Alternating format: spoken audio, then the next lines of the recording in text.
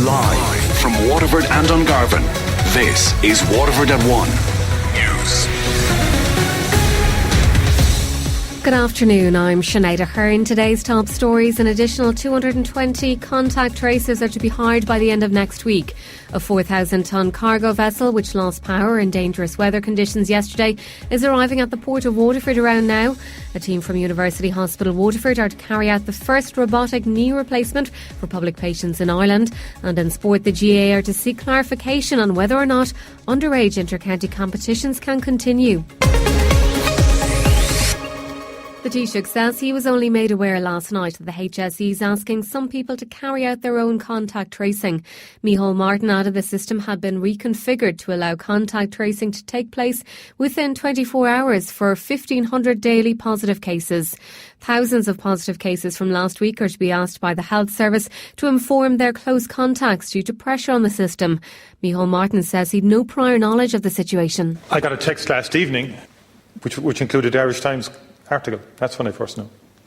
So I wasn't informed of this operational measure that the HSE undertook in response to the extraordinary demands that they were under at the weekend in the context of the community tracing. The Taoiseach added that an additional 220 people will be hired by contact tracing teams by the end of next week. However, Labour leader Alan Kelly says there are plenty of opportunities to recruit staff before this issue arose. There's hundreds of thousands of competent people out there, retired public servants, people who worked in various different organisations and jobs that could have been recruited. People who basically have been made unemployed, that could have been recruited over the last number of months. It is not conceivable or understandable to the public out there why they were not resourced up until now. School principals say they're having to make public health decisions on COVID-19 that they're in no position to make. The Irish National Teachers Organisation says some schools are spending evenings and weekends contact tracing for the HSE and arranging COVID-19 testing for families. These parents in Waterford City feel that keeping the schools open is important for the children. Give them some sense of normality. It's mad enough the way it is now at the moment, and just with everything going on, I think it's good for the kids to see their friends and just even be out.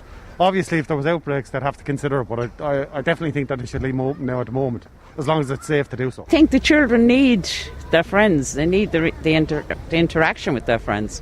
You need to keep some sort of routine and some sort of normality, and the children are not the ones that are spreading it, so...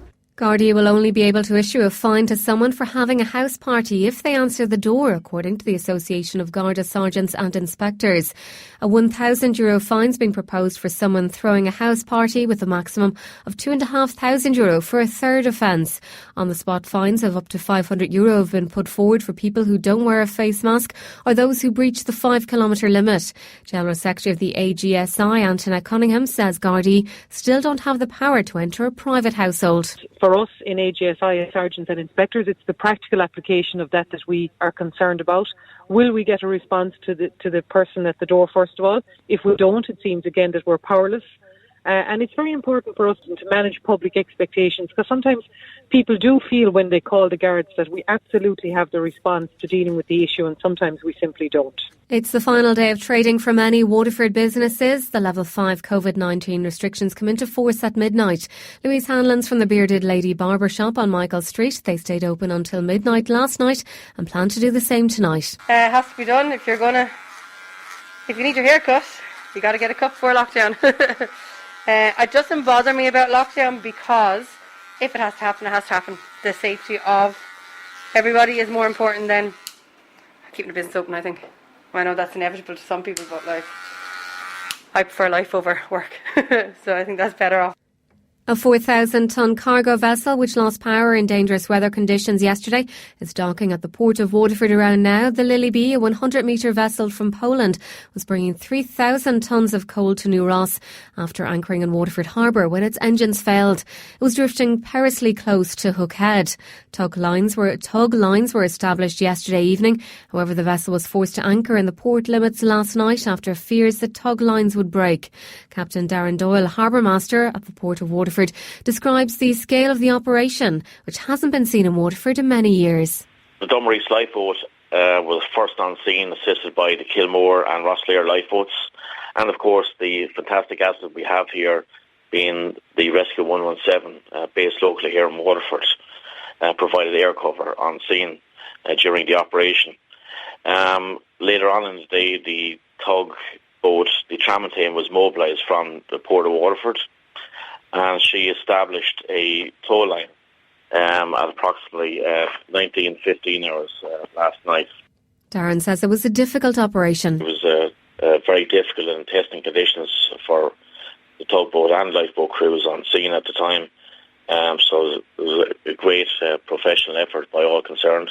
But the drift was heading towards Hook Head, but due to the professionalism of all the lifeboat crews, they attached a number of tow lines and guided the vessel safely away to the east of Hook Head until the tugboat arrived from Waterford later on that afternoon, that evening.